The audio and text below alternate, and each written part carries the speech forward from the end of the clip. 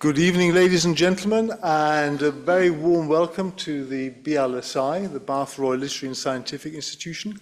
My name is Andreas Wasmuth, and I'm one of the conveners for philosophy. The other one, Dr. Don Cameron, is in the second row as well. So we're very pleased to see so many people of you here today for what is a very important philosophical topic in our troubled times. Stoicism for everyday living is, I think, something that we could all do more with at this time. So I'm delighted that Massimo Pigliucci is joining us live from New York for this particular talk, and I shall introduce him in a second. We just need to go through the usual things for admin and the fire alarm and fire evacuation procedures before we get going. So for you in the room, I need to tell you about what to do in case the fire alarm rings. Now, I've been here over 10 years, or 15 years in fact, and the fire alarm has never ever rang in the evening for a lecture. So we don't expect it to do today, but if it does, you need to form an orderly queue, go down the stairs from where you came up, go out of the front door from where you came in, turn right, go to the end of the road and turn right again, and assemble at Chapel Green. And we'll make sure that we can then join you there and tick you off the list to make sure everybody's left the building. Now, for those of you who need help with leaving the building, can you please make yourself known to me at the back of the room, and I will make arrangements for you to be aided away from the premises and taken to Chapel Green. That's really it for the fire evacuation procedures in the room. For those of you online, I just want to say the best way of asking a question is to put your question or observation into the chat room, and then I can pick that up and ask you on your behalf with Massimo. They don't have to be questions, they can be observations, but if you want to get to the Q&A session and you want to have a question answered, can I please make an appeal to keep it to a one-sentence question. And that applies also to everybody in the room, because that will help us then to get round to as many people as possible. Sometimes we've got a question that seems to only come to a question stage after about 2 or 3 minutes of monologue, which I think is not very helpful. Okay, that's really it as far as the preliminaries are concerned. So it's with great pleasure that I would like to introduce Massimo. Massimo Pigliucci is an author, a blogger, he's a podcaster, he's a panelist, he's obviously a philosopher, and he also holds the K.D. Irani Professor of Philosophy chair at the City College of New York. His background actually is in evolutionary biology, in philosophy of science, the nature of pseudoscience, and practical philosophy. I first came across Massimo at the How the Light Gets In festival, philosophy festival at Hay-on-Wye. And actually, Massimo is only days away from traveling across the Atlantic to join that festival again in a few days' time. I think it runs between the 23rd of May and the 26th of May, which is all about philosophy, music, and arts.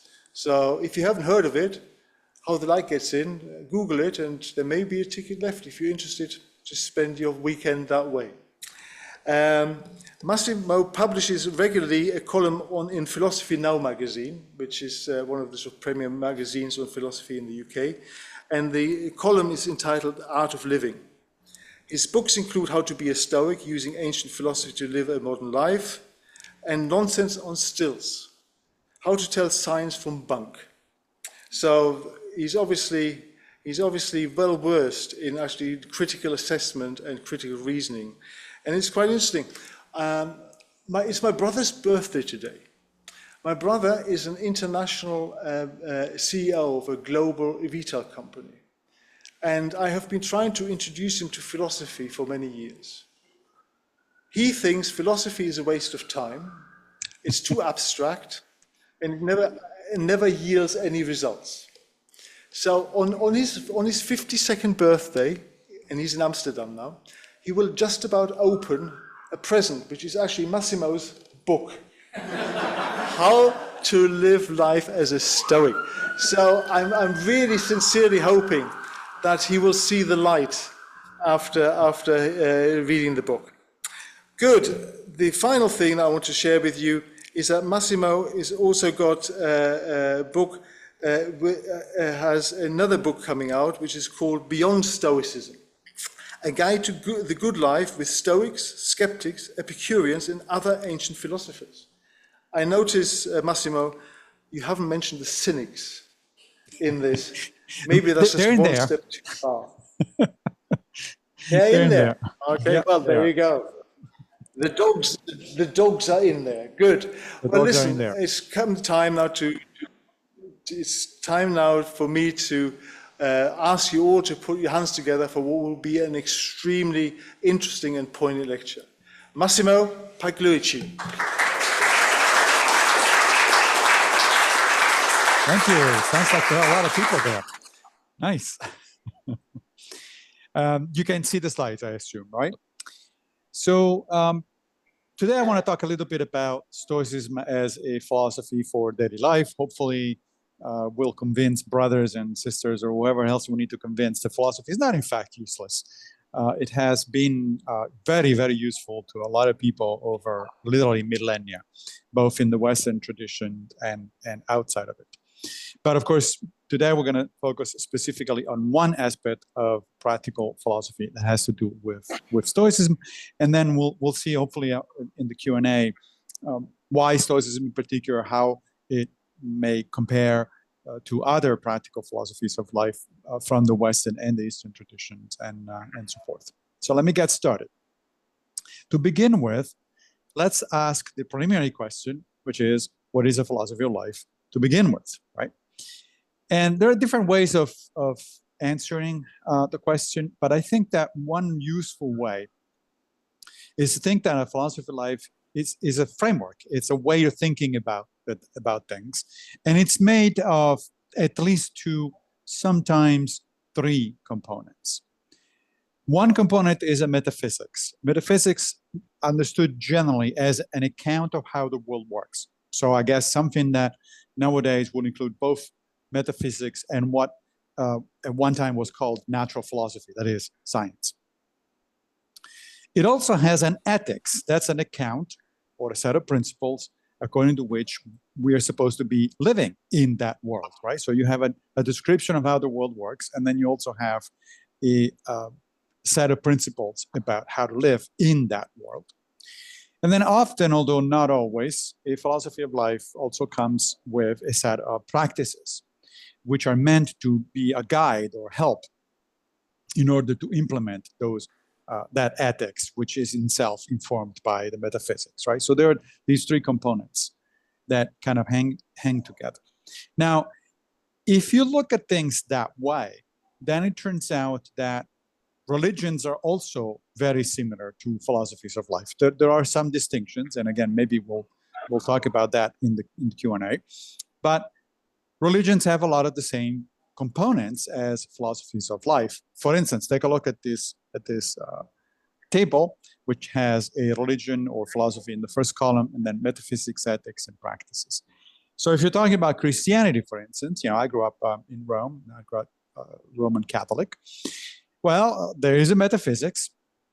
For instance, it includes the notion of a benevolent God that created the world and a number of other things. There is an ethics, 10 Commandments, teachings of Jesus, and so on and so forth. There are practices, right? Things like prayer or communal activities or reading scriptures, things like that. And those practices are meant to help the Christian, live according to the 10 Commandments or the teachings of Jesus. Now compare that with Buddhism. Buddhism is sometimes referred to as a religion, sometimes it's referred to as a philosophy of life. And Buddhism itself has a metaphysics, which includes things like cycles of birth and rebirth, karma, stuff like that. It has an ethics, the Four Noble Truths, for instance, the Eightfold Path to Enlightenment. And then it has practices which include different kinds of meditations, meditation to deflate ego or loving kindness meditation, and so on and so forth. There is some background noise, so if it's possible to mute that source would be great, because it gets distracting. I'm sorry.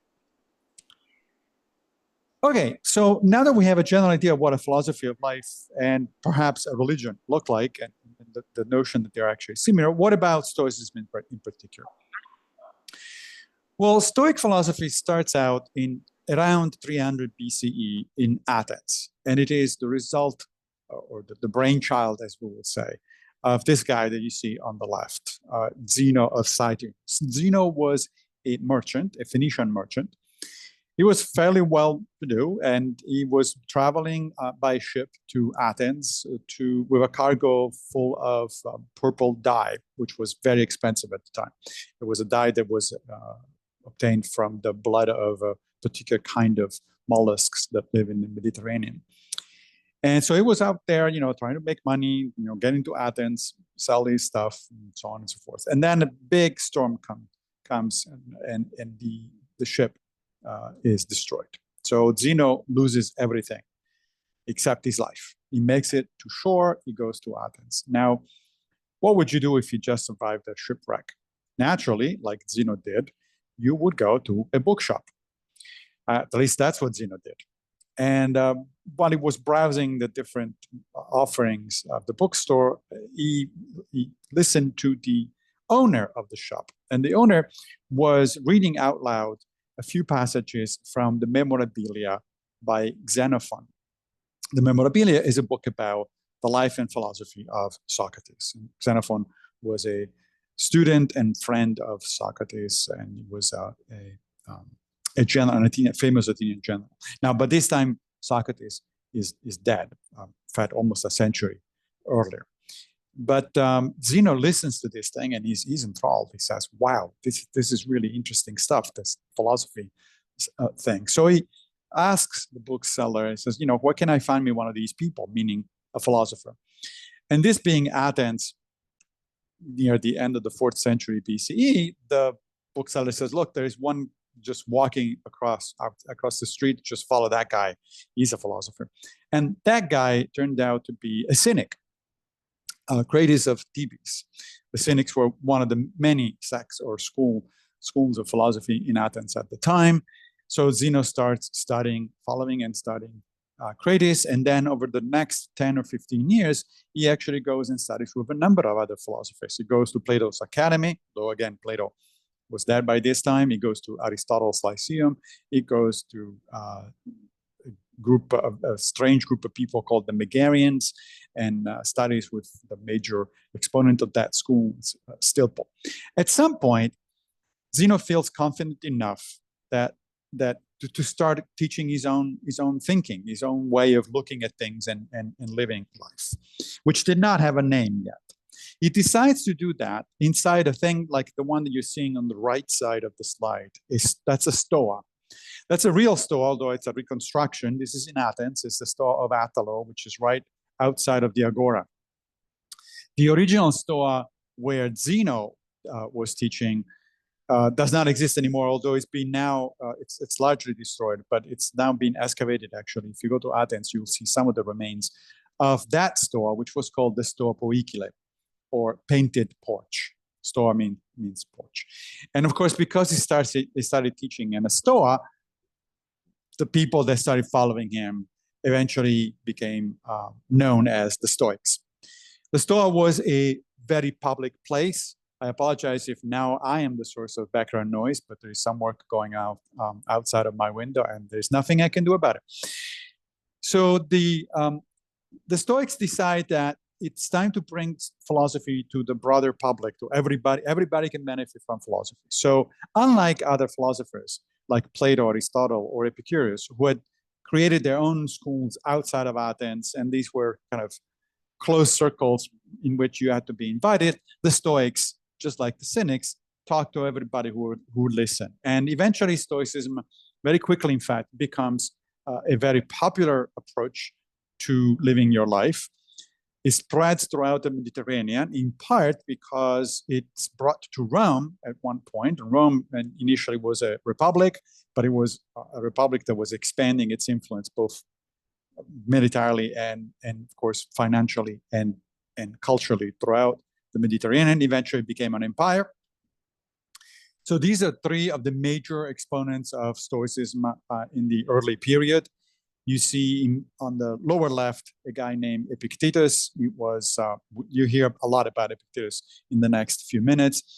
He was a slave. Started his life as a slave. Eventually, he was brought to Rome to the court of the Emperor Nero. He was freed and allowed to study philosophy, and he became one of the major teachers of the early part of the 2nd century BC. The current era. Up above Epictetus, you see Seneca. Seneca was a Roman senator. He was a playwright. He wrote a lot of the plays that later influenced Shakespeare, for instance. He also was an advisor to the Emperor Nero. So he was essentially a contemporary of Epictetus. Epictetus was a little younger than Seneca.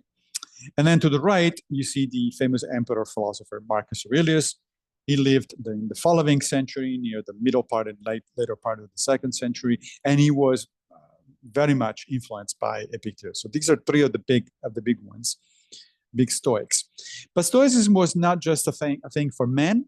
It was open to women, just like a few other philosophies. To be fair, the Epicureans welcomed women. Plato had said that women have just the same intellectual capacities as men, and therefore they ought to be able to study and practice philosophy. Well, the Stoics agreed. The Cynics also welcomed women. So we have at least 4 different schools in the ancient Greco-Roman world that welcome women. This particular one that you see here is Portia Catonis. Portia was the daughter of Cato the Younger. You'll hear about Cato also near the end of this talk.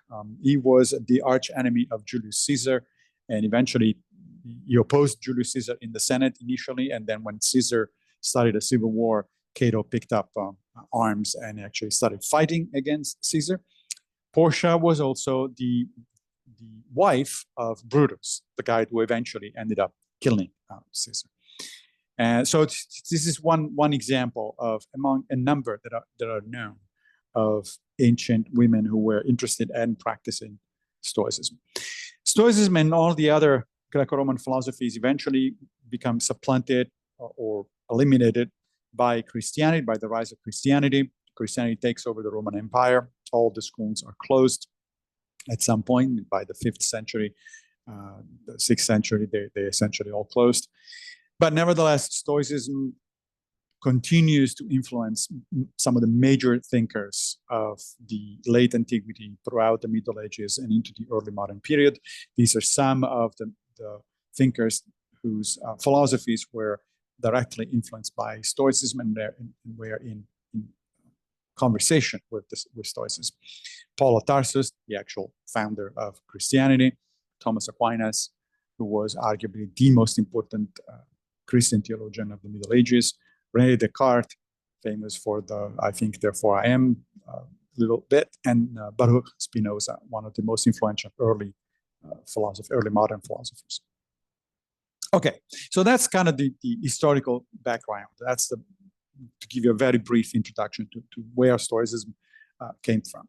But what is Stoicism, and then how do we practice it? So let me first introduce the philosophy.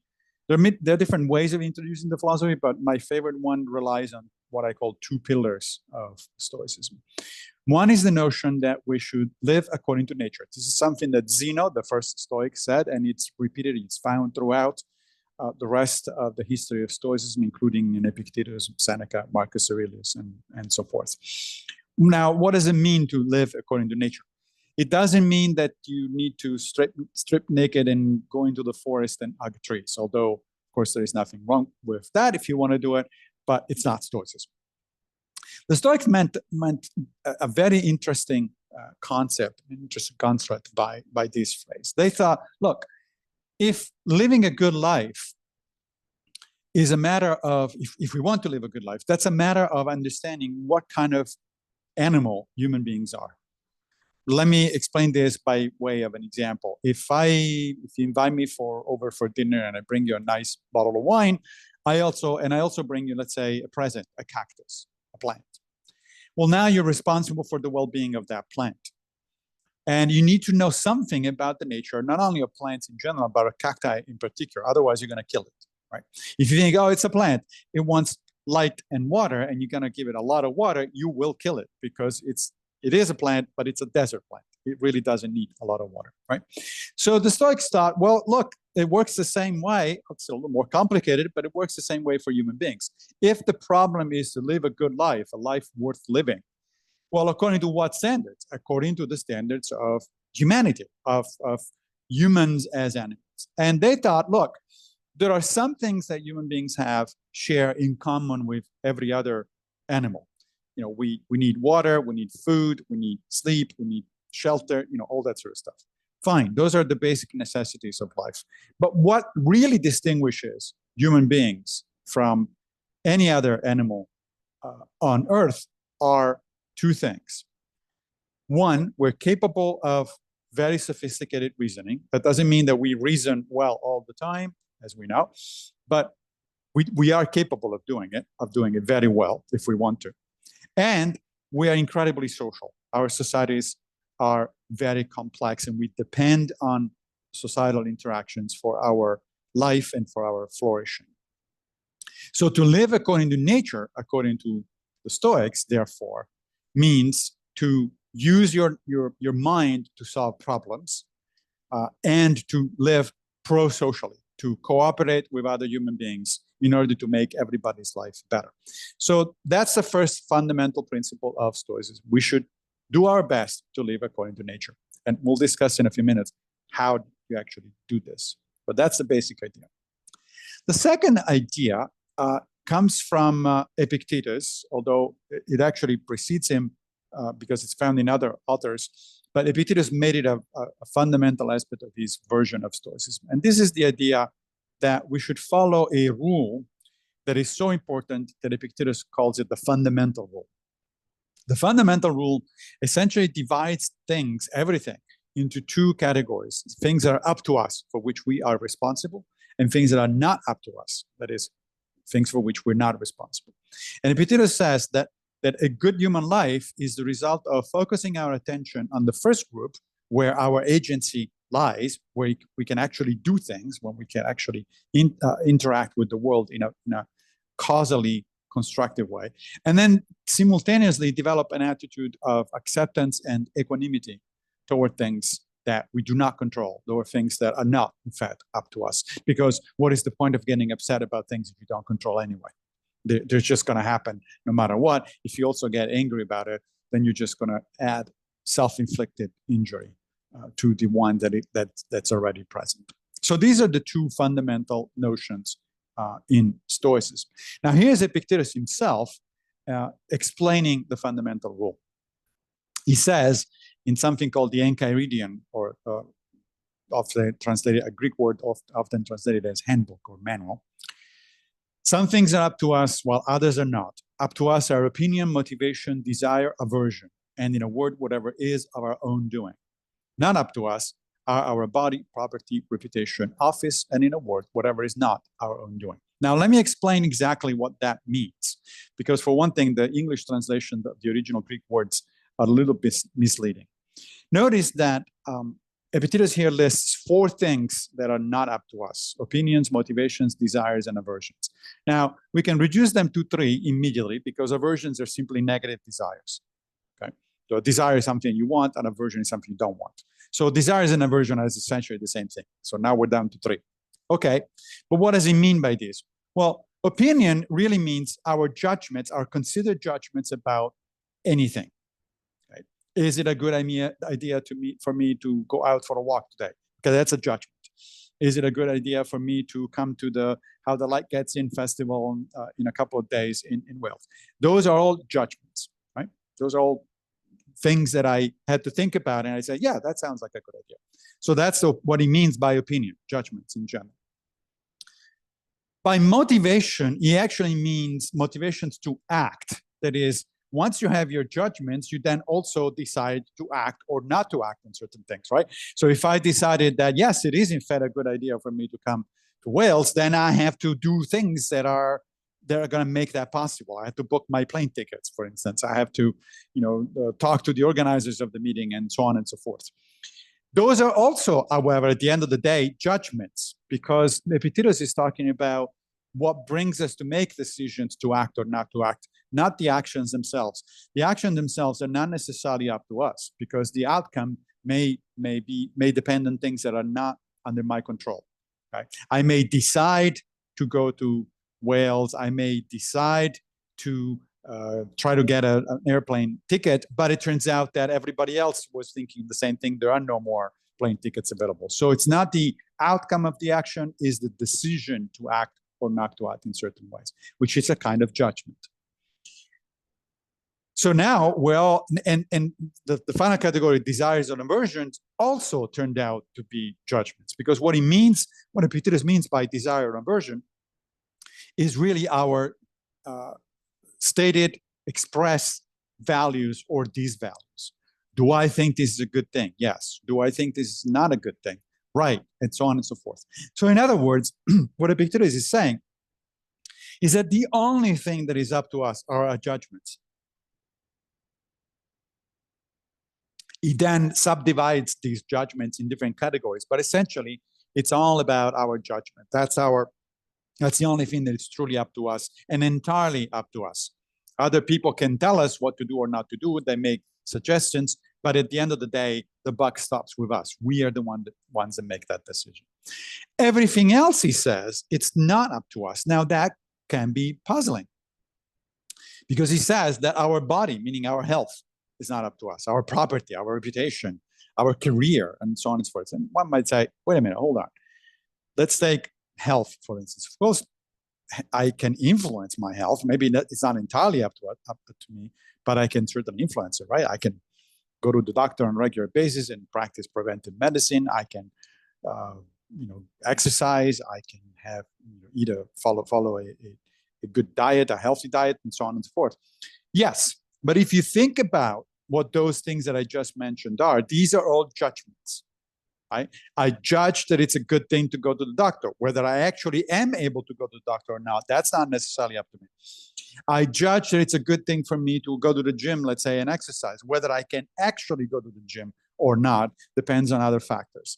I judge that it's a good idea for me to practice preventive medicine and go to a doctor, but whether I can actually do it, it's not. So everything in the world, according to Epictetus, is divided into these two major categories. Now, as I said, he's not the only one who thinks this way, who proposes this major idea. Another thinker who is not a Stoic, but is kind of Stoic adjacent or Stoic curious, is the ancient Roman philosopher and public advocate and statesman, Marcus Tullius Cicero. He came up with an interesting analogy to explain what the Stoics were talking about here. He says, imagine you're an archer. What is up to the archer and what is not up to the archer? And he says, well, if a man were to make it his purpose to take a true aim with a spear or arrow at some mark, his ultimate end, what would be to do all he could do to aim straight. Whereas the actual hitting of the mark would be, in our phrase, to be chosen, but not to be desired. This is an interesting way to put the same point that Epictetus makes. He says, look, everything up to the moment in which the arrow leaves the bow, it's up to me. I choose the arrow. I take care of my practice of archery. I decide what the target is, how much do I attention to put on the bow, and the precise moment when I'm gonna let the arrow go. But after that, nothing is up to me. If the target is an enemy soldier, the soldier might turn at the last moment, see that I'm shooting at him, duck, and I fail. There may be a gust of wind that brings the shot off from the target, and so on and so forth. So again, you should notice, therefore, at this point, that what these people are talking about is the difference between intentions and outcomes. And they're essentially saying that our intentions are entirely up to us, while our outcomes depend on external factors that we may not be able to control. This applies universally, not just whether if you are an archer or if you are Epictetus or Cicero. It applies to everything. Let's say that you're up for a job interview, let's say, for instance. Well, what is there is up to you, and what is not up to you. It's up to you to put together the best resume you can. It's up to you to prepare for the interview. It's up to you to try to show up on time for the interview. It's up to you to maintain focus during the interview, even to try to get a good night's sleep the night before. What is not up to you is whether you're going to get the job or not. That's somebody else's decision. It depends on a number of factors that you do not control, such as your competition. Who else is applying for the job? Similarly, in relationships, right? So it comes natural for us to focus on the outcome. I want that person to be in love with me. Well, that's not up to you. That's his or her decision, or their decision. What is up to you is to be a loving person, to be a loving partner, or to be a nice person and trying to, entice somebody else to fall in love with you. But the outcome is not up to you. So again and again, Epictetus and the Stoics tell us that there's this fundamental dichotomy. Things that are up to us, those are the ones that we need to focus our attention on. Those are essentially our judgments and intentions. And then everything else, we just need to accept for what it is, because we've done our best. Once you've done your best interview, that's it. Once you're done your best courtship, that's it. There's nothing else you can do. Now, Epictetus makes an interesting promise. He says that we'd be happy and serene if we actually understand, internalize, and practice the fundamental rule. He says, if you have the right idea about what really belongs to you and what does not, meaning what is up to you and what is not up to you, you will never be subject to force or hindrance. You will never blame or criticize anyone, and everything you do will be done willingly, because you're focusing on the right things, on the things that actually are under your control. Now, how do we actually put this stuff into practice? So far, we've seen the history, a little bit of Stoicism, and then a little bit of the basic theory. But this is a practical philosophy of life, so it needs to be put into practice. So the next few slides before the Q&A, I'm going to talk a little bit about the practice. There's different ways of practicing Stoicism, and we may touch on a subset of them, but this will give you an idea. For instance, one very practical aspect of Stoic philosophy is what it's called role ethics, which is another thing that Epictetus came up with. Again, there are other Stoics who actually talked about it before, but one of the most important versions, most articulate versions we have is from Epictetus. If you're interested specifically in what I'm about to say about role ethics, by the way, the best book on the topic is by a colleague and friend of mine, Brian Johnson at Fordham University, who wrote a book a few years ago called The Role Ethics of Epictetus. So the basic idea is that in life, we all interpret a number of roles. We play a number of roles. We're kind of on a stage, so to speak, right? The stage of life. And we switch between different roles. It's like in ancient Greece, when the actors were wearing different masks, the same actor was wearing different masks. And depending on the mask that he was wearing, you would know what role he was actually playing at that particular moment. Now, Epictetus says that there are two fundamental types of roles. First of all, we all play the same role as human beings, members of what the Stoics refer to as the human cosmopolis, the big city of humanity. Okay? Cosmopolis literally means the city of humanity, the universal city of humanity. We're all human beings. By the fact that we are all human beings, we all play that role. It's not our choice. We can't play the role of a cactus. We cannot play the role of a lizard or the role of a chimpanzee. We play the role of human beings. But then, of course, there is also a number of specific roles within the human cosmopolis that we play. And these are actually divided by Epictetus according to 4 different criteria. There are some roles that are the result of our own nature. For instance, our abilities or our character. Right? Some people are good at playing musical instruments, so maybe they become musicians, and so on and so forth. Then there are roles that depend on or they're influenced by our social relations. Right? I am a son, I am also a father, I'm also a friend, and so on and so forth. These are all roles that are defined by our social relations. Then there are our choices.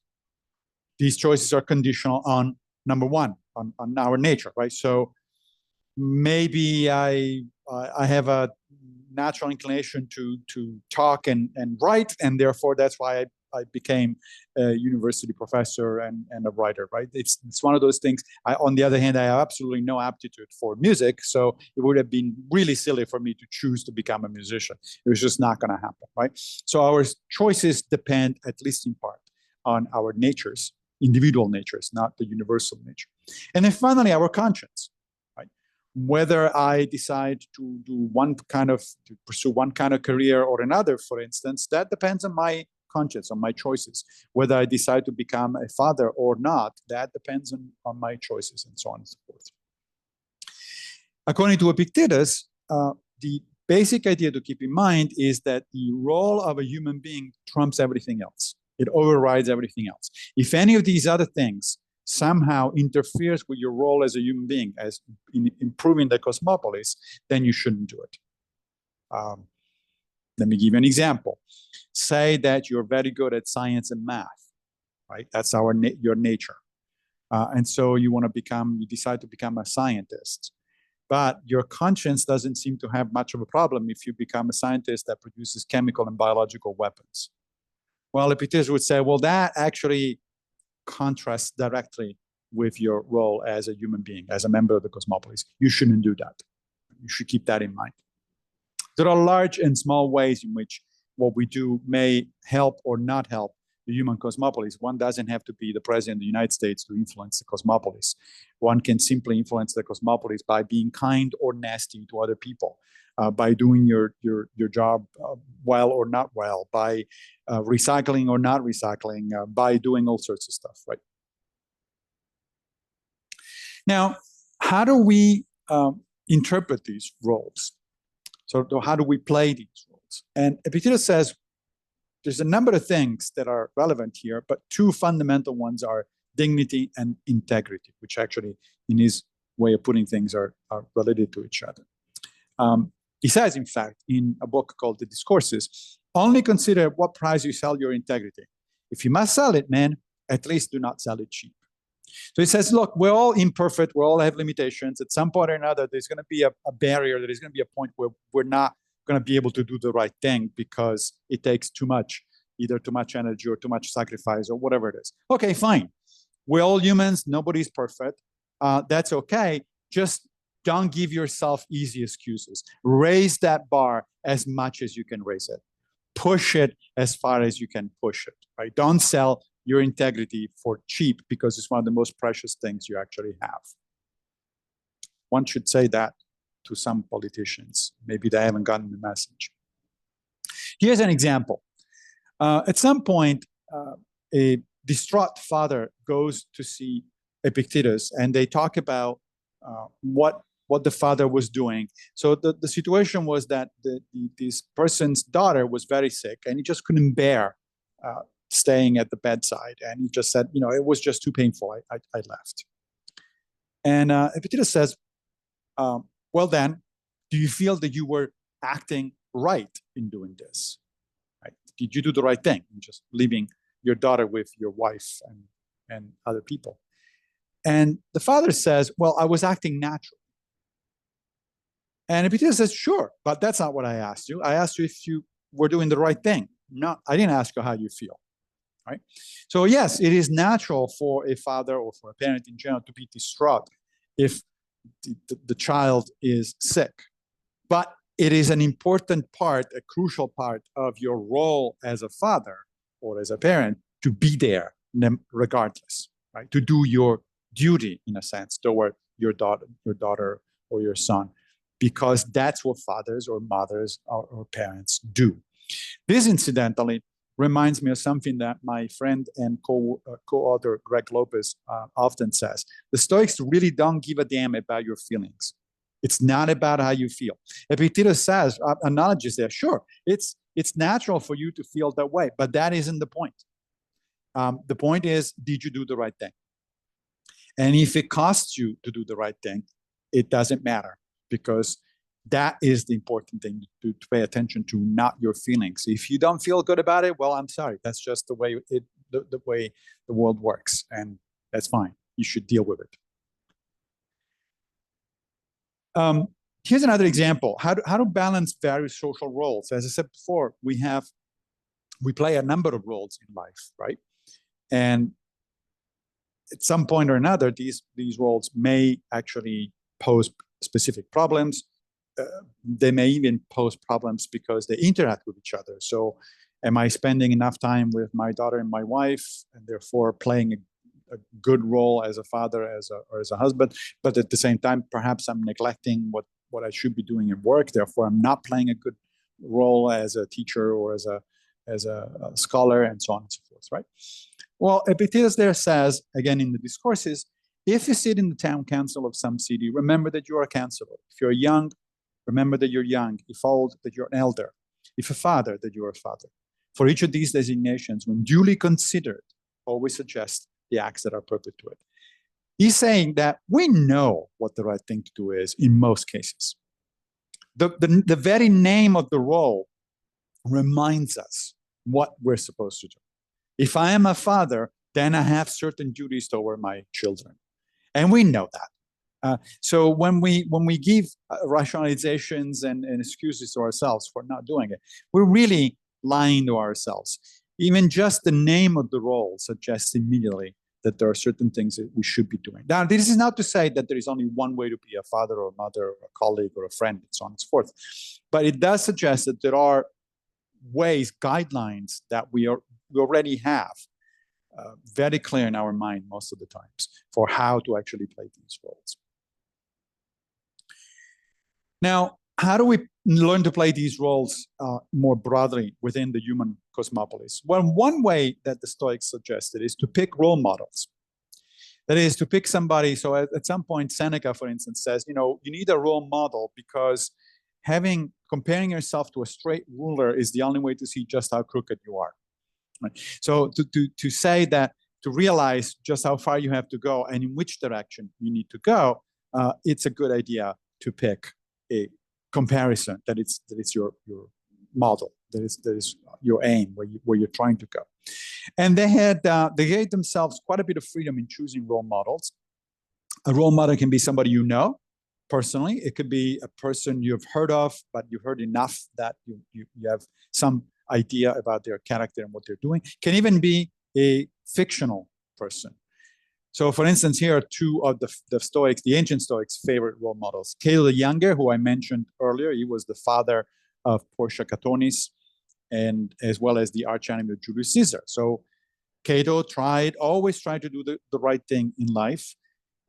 He failed, of course, from time to time because he was a human being, but he always tried. And in fact, he was so well known and respected for it, even by his enemies, that in ancient Rome, in Republican Rome, there was a saying, when somebody failed to do the right thing, their excuse was, well, not everybody's a Cato. So he was just the paragon of virtue. He was the kind of person that always tried to do the right thing, and he became famous for that. On the right side, you see Odysseus, also known as Ulysses. And now, Odysseus was one of the role models of the Stoics. Why? Because he was intelligent, he was smart, he was trying to use his mind in order to solve problems, right? Just like the living according to nature that I mentioned earlier on. But also, he was trying to do the right thing. He turned down immortality twice throughout the Odyssey in order to get back to Ithaca, to his family, to his wife, and to his son. So that's a role model according to the Stoics. And what about modern role models? I mean, there are lots of people that can fulfill that role. And again, this is a personal choice. Here are some suggestions if you're interested. One might be Nelson Mandela, who interestingly overcame one of the darkest periods of his life when he was imprisoned in South Africa, of course, during the apartheid. He was very angry, understandably. He was on the verge of desperation. And at some point, one of his cellmates smuggled in a copy of Marcus Aurelius' Meditations. And Mandela read it, and he realized that anger was not going to be the way forward. And he completely changed his attitude and eventually became the very effective person that we all know about. Another one of my favorite role models is a woman named Susan Fowler. Susan became famous a few years ago because she came out to denounce the culture of sexual harassment at Uber company. And she got a lot of flack for that. She was criticized for that and vilified for that, but she stuck to her guns, so to speak. Then I got to know Susan. We interacted a little bit, and turns out that she is in fact a practicing Stoic. She wrote a very interesting essay a number of years ago about the books that most influenced her life, and 3 of the top 4 are Stoics, books by Stoics. It's Epictetus's Enchiridion, Marcus Aurelius' Meditation, and the Letters of Seneca. And here is a potential imaginary role model, Spider-Man. Spider-Man famously says that with great powers come great responsibility. He's one of the most ethical among the fictional superheroes.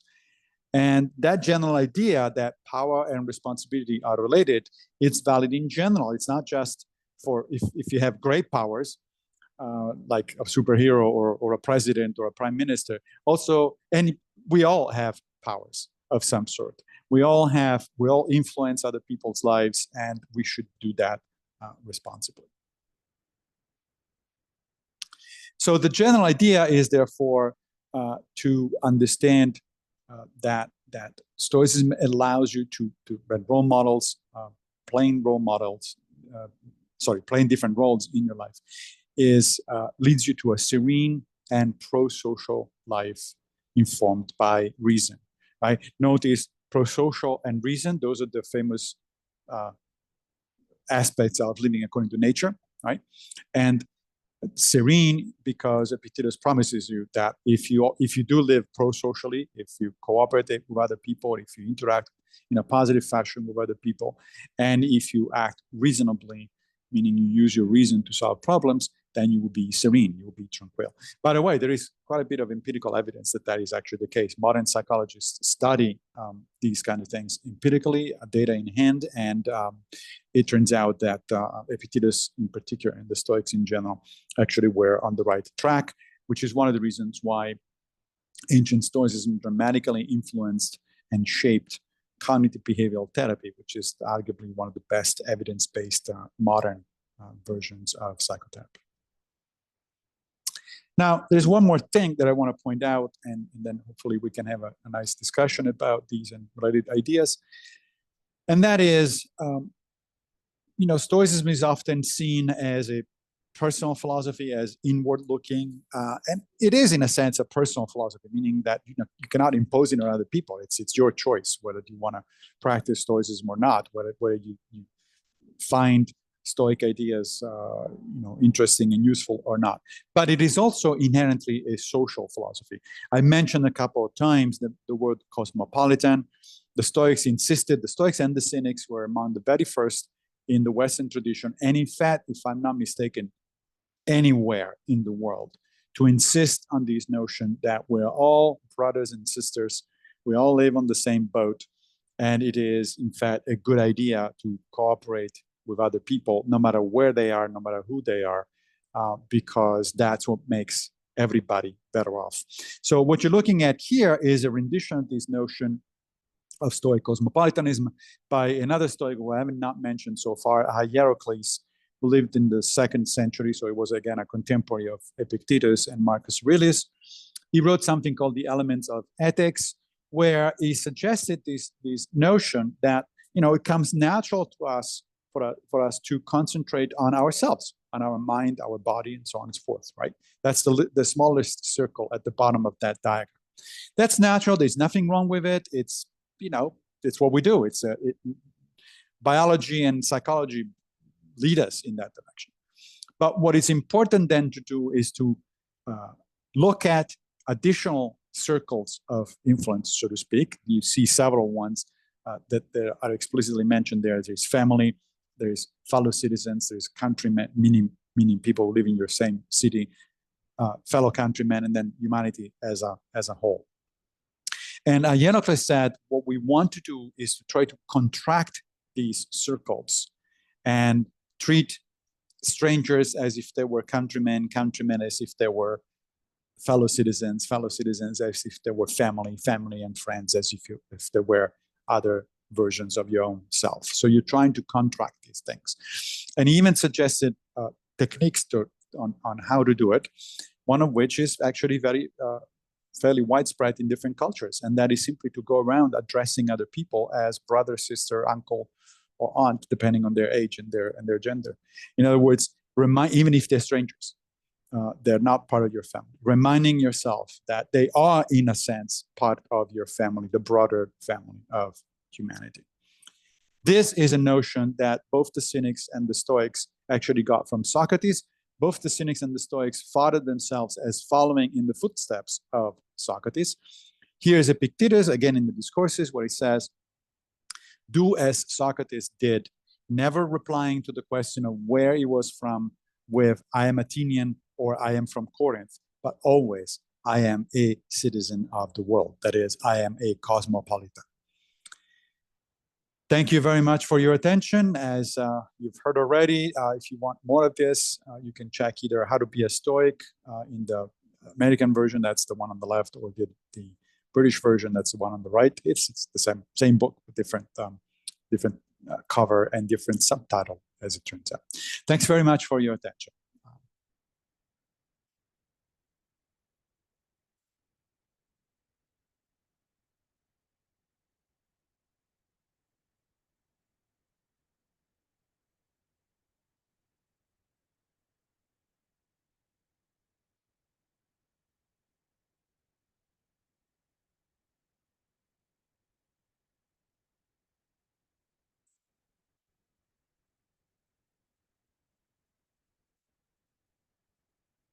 So is it time for the Q&A?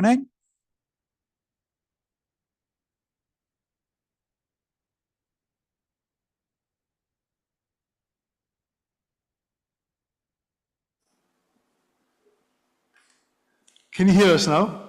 Yes, I can hear you now. You can hear us now. Great. Yeah, I was saying to the audience, I've made some notes for my brother, Massimo.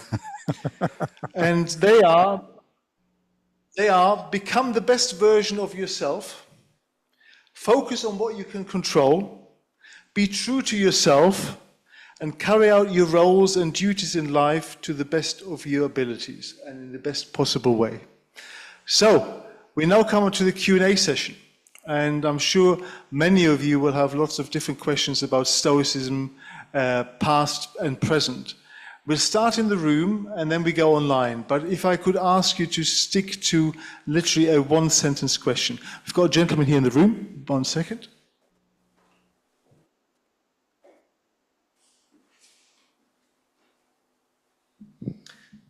Thank you, Professor, for a very illuminating talk. Many people, and myself included, who know anything about sort of bits and pieces of philosophy, think that many philosophies have something useful in them, but nearly all philosophies have flaws or problems. What are the flaws and problems of Stoicism? Thank you. Yeah, you're absolutely right. Yes, that's a very good question. Yes, every philosophy I can think of, since it is the result of human thinking, and human thinking is inherently flawed, it's going to have flaws. And of course, what it's important is to, as you say, try to recognize that such flaws and perhaps improve them. Sometimes new philosophies come about, as Stoicism actually did, and in the East, for instance, Buddhism, by combining and improving on other things, on things that have come before. Now, your question specifically, so for instance, Stoicism, it's, as I mentioned earlier, Zeno studied with a number of people, and Stoicism initially was in fact a combination of bits and pieces of Cynicism, bits and pieces of Plato, a little bit of Aristotle, a little bit of Stilts from Megaria, and so on and so forth. And then eventually the Stoics kind of worked these bits and pieces together, and they shape them into a philosophy that it's more coherent and useful. But yes, just like everything else, Stoicism also has limitations. For one thing, the metaphysics needs updating, right? So even though I think that a lot of the ancient thinkers, and I'm not talking just about the Stoics or not even just about the Greco-Romans, I'm expanding to other wisdom traditions as well. I think that a lot of those people got quite a bit right when it comes to the ethics, that is, when it comes to how to behave toward other people. They got a lot of things wrong when it came to metaphysics, because, after all, they were operating 2.5 millennia ago. before there was any kind of advanced science at all, right? So they had a notion of the cosmos that was very oversimplified and in some cases, in fact, directly wrong. Now, specifically about Stoicism, the Stoics were pantheists. They believed that the universe itself is a living organism endowed with what they call the logos, that is the ability to be not only sentient, alive and thinking, but in fact rational, okay? And they thought of themselves, or humanity, as bits and pieces of these cosmic organisms. So imagine that the cosmos is the full body, and then you are a little cell on the skin of that body. It's a beautiful picture, but it's a wrong picture, right? We don't. Modern science doesn't actually suggest that the cosmos itself is a living organism. I'm a biologist. I really don't see that analogy anymore. You could see it 2,000 years ago. You could see it 2.5 millennia ago, because we didn't know anything about things like, general relativity, quantum mechanics, evolutionary theory, and so on and so forth. But today, it seems hard for me as a scientist, to accept that kind of worldview. Now, if the metaphysics is wrong, at least in part, I think there were other aspects of metaphysics that the Stoics actually got right, by the way, but or at least broadly right. But that one, I think they didn't. And that one does have consequences for the ethics. In many of these philosophies, the metaphysics and the ethics are actually connected, as I sort of mentioned in the beginning. So in this particular case, what the Stoics got out of the notion that the universe is a living organism endowed with reason is their idea of providence.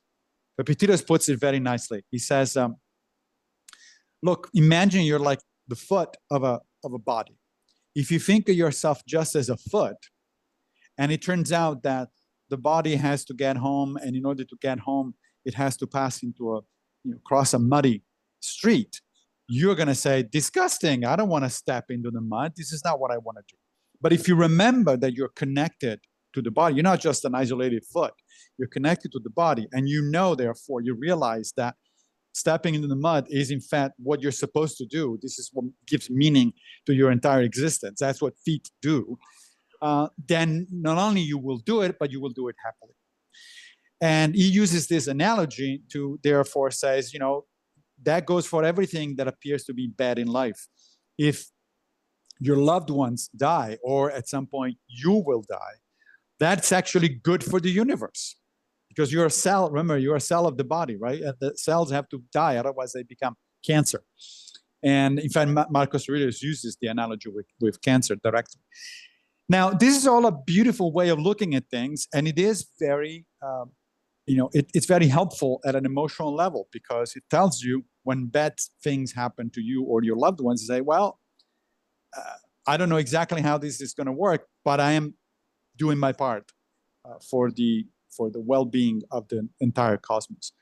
If you don't believe that the cosmos is a living organism endowed with logos, then that kind of providence goes out the window as well.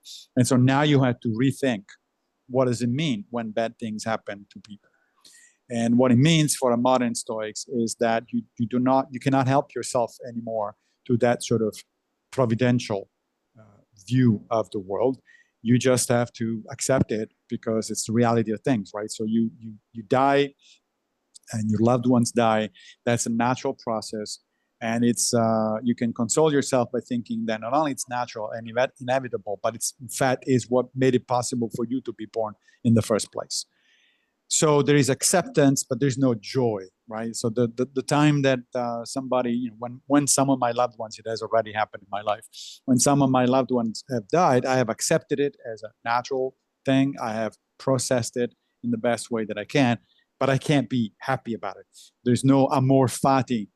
There's love your fate that is possible for a modern Stoic. So I think that's one example. There are others, but that's one example of the things that the ancient Stoics did not get right and need to be changed in a modern context.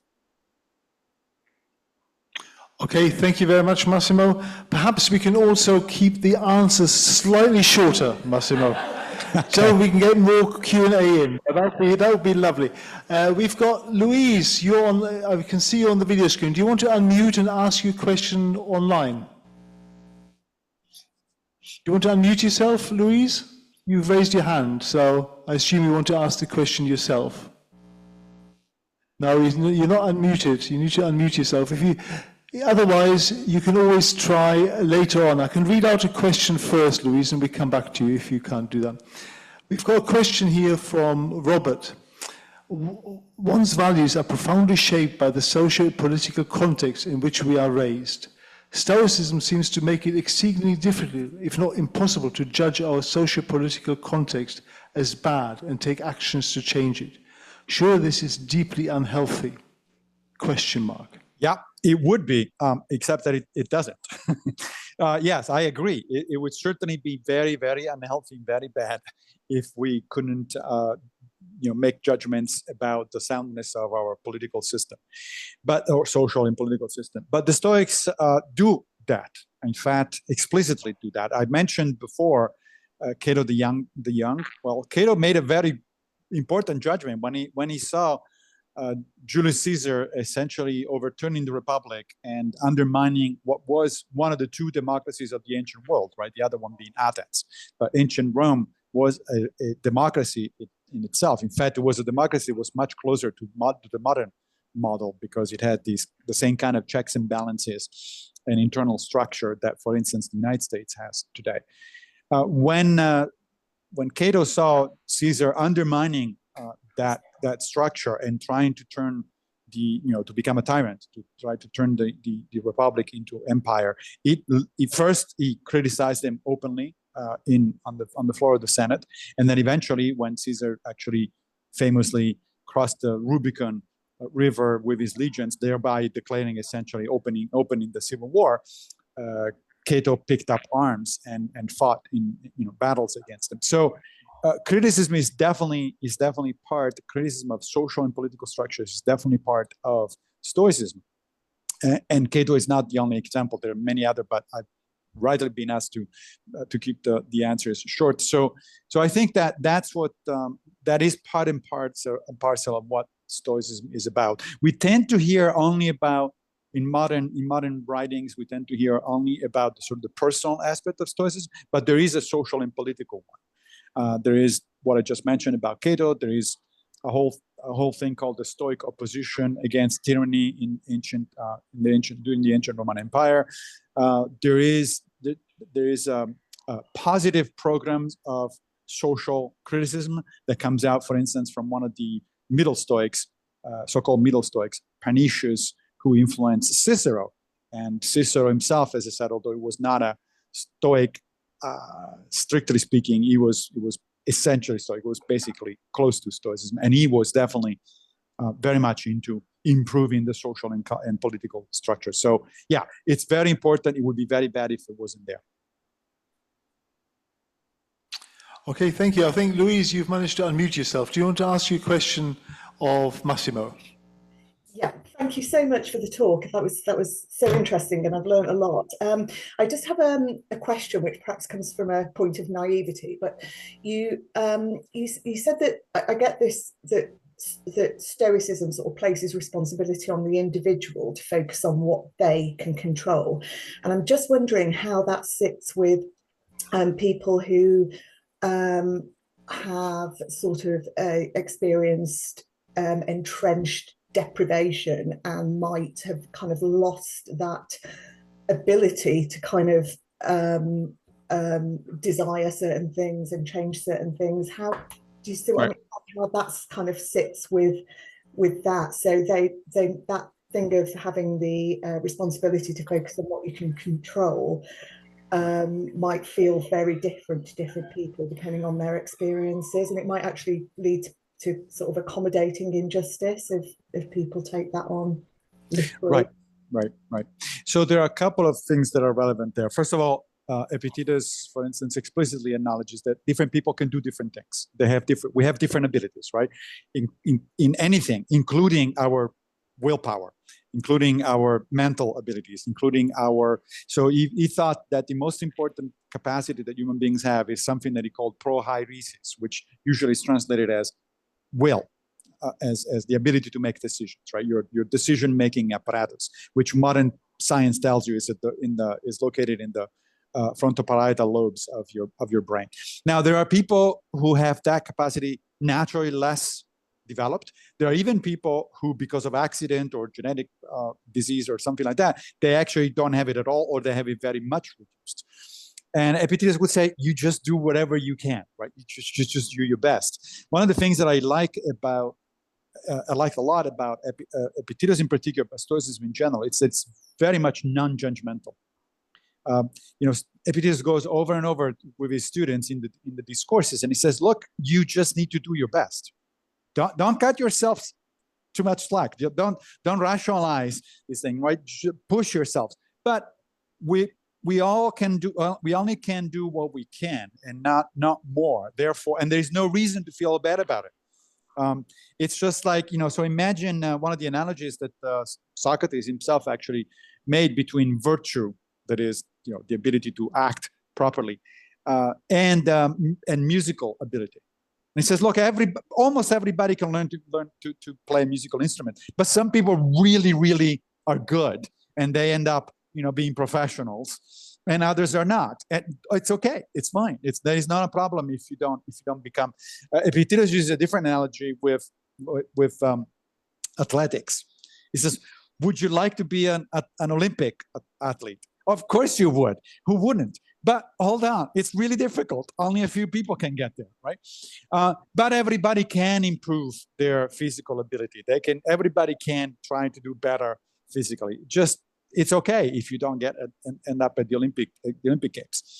Now, a related issue here is, well, if it's all about what I can or cannot do, what about what we today call structural issues, right? Which in a sense actually goes back to the earlier question about, criticism at a social and political level. And again, so the misunderstanding there, I do think it's a misunderstanding. The common misunderstanding there is that, oh, well, Stoics are focused on themselves, and they just take whatever background condition for what it is, and they're not going to do anything about it. That is not true, because other than the examples that we have that I mentioned already of Stoics actually being politically active, a Stoic always trying to do their best in order to change the circumstances for not only for himself, but for everybody. Remember, this is a cosmopolitan, right? But he or she does that with the understanding that all I control are my intentions, not the outcomes, right? So let's say Nelson Mandela, right? Well, he did try his best, and in this particular case, the outcome actually was quite dramatic. But you can easily imagine a parallel universe where Mandela fails entirely. Apartheid continues for several more decades, right? Well, for a Stoic, Mandela 1 in the real Mandela and Mandela 2 in the parallel universe have both lived a life worth living, because they both done what they could. It's just that one was lucky and succeeded, the other one was not lucky and did not succeed. But you still need to try. Okay, thank you very much, Massimo. We are now back in the room with the question, and there's several online, so I think we've got quite a few minutes ahead of ourselves. Okay. What, if any, traceable influence has there been on Stoicism and the practice of therapy and counseling?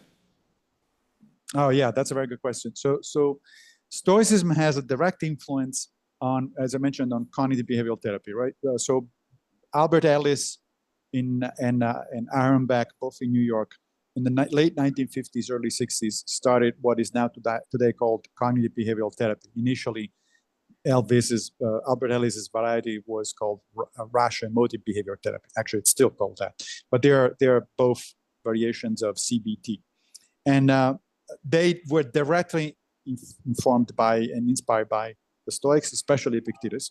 And in fact, you see that in their early writings. They explicitly say that. So what that has done, it's something interesting. On the one hand, you can say that Stoicism inspired and directly led to one of the most successful evidence-based type of psychotherapy today. And on the other hand, it goes also the other way around, because many of the modern leaders, so to speak, of the Stoic movement are in fact cognitive behavioral therapists. Donald Robertson is one that comes to mind, for instance. Tim LeBon is another one. And these are people who are now feeding back the findings of modern science and modern cognitive behavioral therapy into Stoic practice and improving Stoic practice, right? Again, as we were saying earlier, the Stoics didn't get everything right. That would have been miraculous, and the Stoics would have been very puzzled by that. In fact, they were aware of the fact that they didn't get everything right. There is a beautiful passage by Seneca in one of his letters that he writes to his friend Lucilius, where he says, look, my friend, the people that came before us are not our masters, they're just our teachers.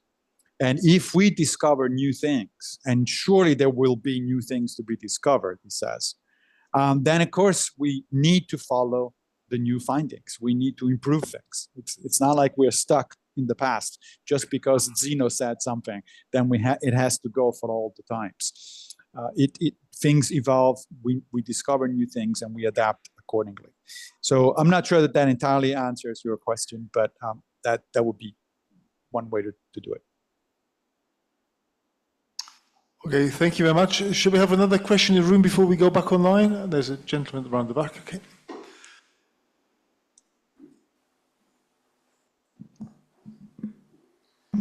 Thank you. I'm just wondering if there's a contradiction in the middle of this somewhere. I'm responsible for what I think, but I'm not responsible for what other people think. So if my intention is good, if someone else takes offense, particularly in this sort of social media woke era, that's not my responsibility. I always have this argument with my wife. I'm not responsible for what other people think of what I've said, as long as my intent is good. Right. How is that in the Stoic system cosmopolitan and socially good? Right. Oh, that's a great question. Thank you. Thanks for asking. So Epictetus would actually put it the other way around, exactly the other way around. He would say, why are you getting angry at what somebody says? What they say or think, it's not up to you. What is up to you is your reaction, right? It's how you take it. So he would actually kind of flip it exactly around. Look, Epictetus, Marcus Aurelius, and to some extent also Seneca, explicitly say that part of the idea of being cosmopolitan is that you don't go around trying to insult other people. You don't try to go around, perpetrating injustices on other people. You need to be on your best behavior. That's what it means to be virtuous, right? The Stoics, I didn't mention the four cardinal virtues, but another way to introduce Stoicism, which is kind of distinct from the way in which Epictetus does it, but still just as good, is to think that the Stoics try constantly to practice the four cardinal virtues. The cardinal virtues are practical wisdom, justice, courage, and temperance. And basically, you can think of them as kind of a moral compass of sorts. And you should always ask yourself, before you say something or before you do something, you should always ask yourself, well, is this wise, courageous, just, and temperate? And if the answer is no to any of those questions, then you don't do it or you don't say. So the Stoics are very aware of the fact that other people can misunderstand what you're saying. Other people may have different opinions about things. And it isn't your business in the world to go around and tell other people what to think or what to do. What it is, your business is to do and think in the best way that you're capable of. And then other people hopefully will follow by example. Right? So Stoics were not very much into proselytizing, for instance. They didn't go around preaching. They were, Zeno was in the open, in the Stoa, near the Agora, and so he would talk to people. But it wasn't a matter of converting people to things. It's like, if you think that what I'm saying is interesting, great. If not, not. But more than what I'm saying is what I'm doing that it's important. Marcus Aurelius famously in the Meditations at one point says, stop talking about being a better person and just be one. Right? So there is a lot of focus on self-improvement, but that self-improvement comes in the context of the broader cosmopolis. So yeah, they are about, you don't control other people, but that doesn't mean you can go out and so insult. If you know that somebody's going to get upset about something, unless there is a really good reason for upset. Sometimes there is a good reason. There may be a good reason. But unless there is a really good reason and you're conscious of it, why would you do it? don't. Okay, you heard it here first. We've now got a question from Sama online. Sama, do you want to ask a question? Yeah, can you hear me?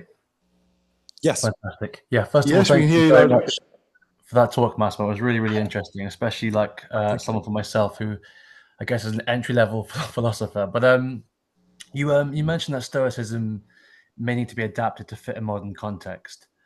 And it got me thinking, sort of, given how deeply we've altered our environment and how we've even influenced the sort of definition of nature, considering how not everyone has the same freedom or resources to live according to nature, do you think practicing Stoicism today is to some extent a privilege? Also a very good question. No, I don't think so. Studying Stoicism in detail, at the level in which people who write and lecture about Stoicism do, that's certainly a privilege. I mean, I can do this kind of thing because I literally get paid in order to spend most of my life reading and writing, right? That's my job. So yes, I definitely feel privileged. I am privileged in that sense. But no, just to practice Stoicism, it really doesn't take that much. Once you grasp the basic ideas, then it's a matter of actually doing it, right? So it's very similar. One analogy here is from religion. As I said, as I mentioned earlier, I grew up as a Roman Catholic. Well, now, if you want to be a theologian, that's a privileged position because you have to spend your lifetime essentially studying scriptures, writing about it, meditating about them, and so on and so forth.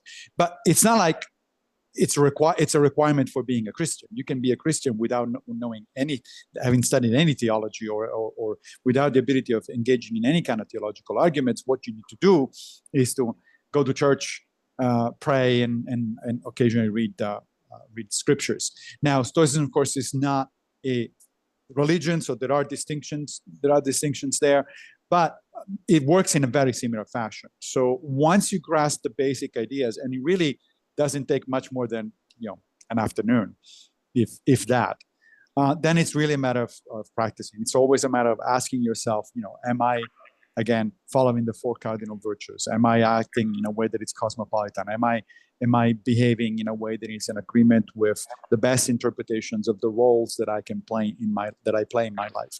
So in that sense, no, I don't think that any philosophy of life or religion is just for the privileged. It doesn't really require a lot of, and the very fact that in antiquity, Stoicism was practiced everywhere from Marcus Aurelius, literally the most powerful man in the world at that time, to Epictetus, literally the least powerful man, one of the least powerful men in the world, because he was a slave for half of his life. That tells you right there that it's not really a question of privilege, unless, of course, you want to be a teacher or sort of the equivalent of a theologian, in which case, yes, you have to devote your life. A similar analogy is with Buddhism, right? If you want to be a Buddhist monk, again, that requires a certain effort and you need to be privileged in a sense. But if you want to be a Buddhist practitioner, that doesn't. It seems to me. Okay, thank you. We've got a question online. Why do you think Stoicism has come to have positive connotations, but cynicism, negative connotations? Oh, well, that's true only up to a point. I mean, in fact, Stoicism still does have a lot of negative connotations. Stoicism is often understood as stiff upper lip, suppression of emotion kind of thing, right? Which is known actually to be bad for your health. If that was really what Stoicism was about, there is pretty mounting evidence in psychological research that stiff upper lip and suppression of emotions is actually really bad, both for your physical and mental health. So even Stoicism, I think, does have that kind of problem. There is a separation between Stoicism with a capital S, the philosophy, and Stoicism with a little s, sort of the attitude. I think that in general, that's true for all of the major Greco-Roman philosophies. I mean, if you think about it, yeah, cynic is the same thing, right? So today a cynic is somebody who doesn't believe in anything, always negative and all that sort of stuff. While on the other hand, a cynic in ancient time was simply somebody who lived a minimalist life in order to be a good human being. But it also, so that's two terms already, right? Two philosophies already that are misunderstood in that sense. Epicureanism is the same, has gone through the same fate. In modern parlance, Epicureanism, if you're Epicurean, it means, sex, drugs, and rock and roll kind of thing, right? Or enjoying gourmet meals and fancy wine or something like that. But that's not what the original Epicureans were about at all. The original Epicureanism was barely a hedonic philosophy. It was about really trying to avoid mental and physical pain. The kinds of pleasures that Epicurus was talking about were the pleasure of friendship, the pleasure of simple meals, and so on. So he said that he was very happy if he was able to share some bread and cheese with friends. That's it. So, and there is a fourth one, skepticism, right? Also, skepticism today tends to have a negative connotation. It tends to be, somebody, again, who is a naysayer, who doesn't believe in anything. But the original skeptic, the very word skeptic means inquirer. So the original skeptics were simply people who admitted that you always have to search for truth and you may never find it, because human beings arrive at truths only by two ways, by way of our senses and by way of our reasoning. And both of those are known to be fallible. And so you can never be sure that you actually know things. There's probabilities. There is, Cicero, who was a skeptic, as well as interested in Stoicism. He's actually the one that coined the word probability to indicate that knowledge comes in degrees, it's not a question of certainty. So all four of the major ancient philosophies really have sort of been translated into modern parlance with words that are not necessarily have a positive connotation. Okay, thank you. The short answer to the question is you have to buy Massimo's forthcoming book, clearly. There's another question in the room. I think we'll make this the last one, and then we'll draw things to a conclusion. Thank you, Professor. Can you tell me what you think of the importance of negative visualization in Stoicism? If you'd be kind enough to explain just what it is, because some people here may not know. Thank you. Sure. Yeah, good question. So the negative visualization, or as the ancient called it, the premeditatio malorum, which is Latin for thinking about bad stuff happening. It's a Stoic technique, although it's actually found outside of Stoic philosophies as well. It turns out that it was actually likely invented by the Cyrenaics, who were another minor school that preceded actually the Stoics. So the Stoics probably got it from the Cyrenaics, and then they kind of expanded. It is today used in cognitive behavioral therapy.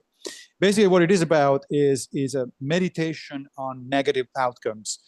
In order to be prepared to deal with the fact that there might be a negative outcome. So let's take a specific example, which I mentioned right during my talk. Let's say that I'm preparing for a job interview that I have tomorrow morning.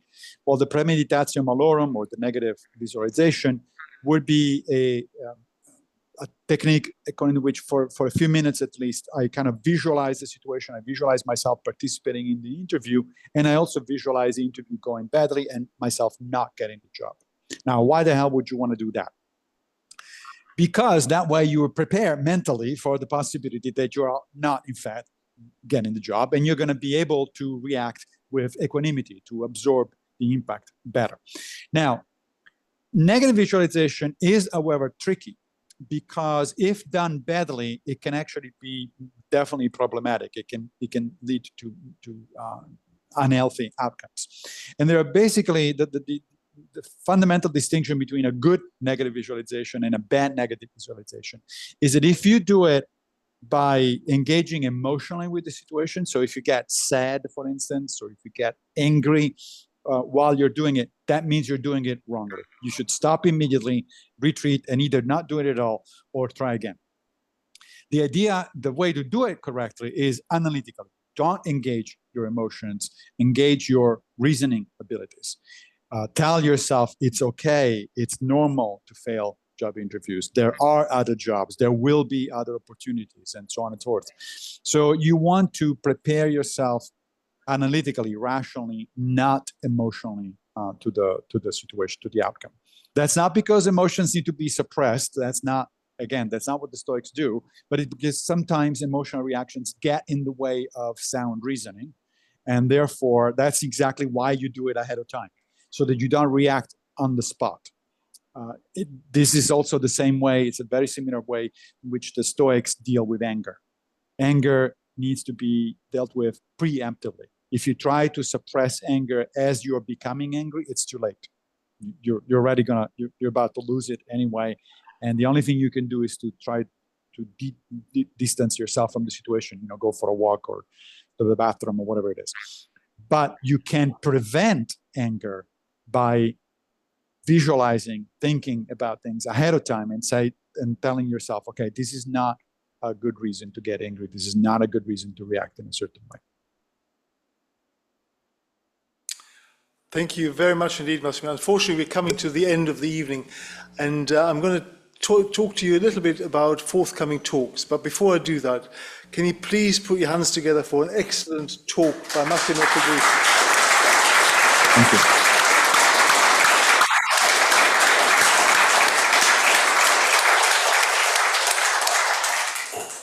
Now, Massimo, normally I would take you out for a beer afterwards and we can chew the cud over Stoicism. Unfortunately, that's not going to be possible today, and it's just going to cut off at some point. So I apologize for that, but enjoy Hay and Wye, and maybe we'll get you here in person next time. That would be wonderful. Okay, so as far as the forthcoming program is concerned, very quickly, you've got me on Friday this week, giving a talk as part of the Jane Austen Festival, but it's actually about a philosopher, a 18th century philosopher and statesman, Edmund Burke, who had a significant impact on the British Empire as a whole, but also the Regency period that was going to follow and be part of Jane Austen's life. So that's on Friday this week. In June, we've got Don giving a talk on German critical biblical scholarship, which would be very interesting to see actually how people in the 18th and probably 19th century thought about interpreting scriptures anew, to look at the consistencies and inconsistencies. And then in July, we have a departure into complexity theory and the Tao Te Ching, which is basically, we're having a blend, we're having a fusion of complexity theory and Chinese philosophy. And that's in September, and we don't have anything in August. And the next of the year is going to be fantastic. I'm not going to share all the details, but the year finishes with our perennial philosopher, A.C. Grayling, who is going to talk to us about how to make peace in the culture wars. So, plenty of food for thought in the coming months. I hope to see many of you on Friday. And maybe we can just put our hands together for Massimo one more time. Massimo, thank you very much.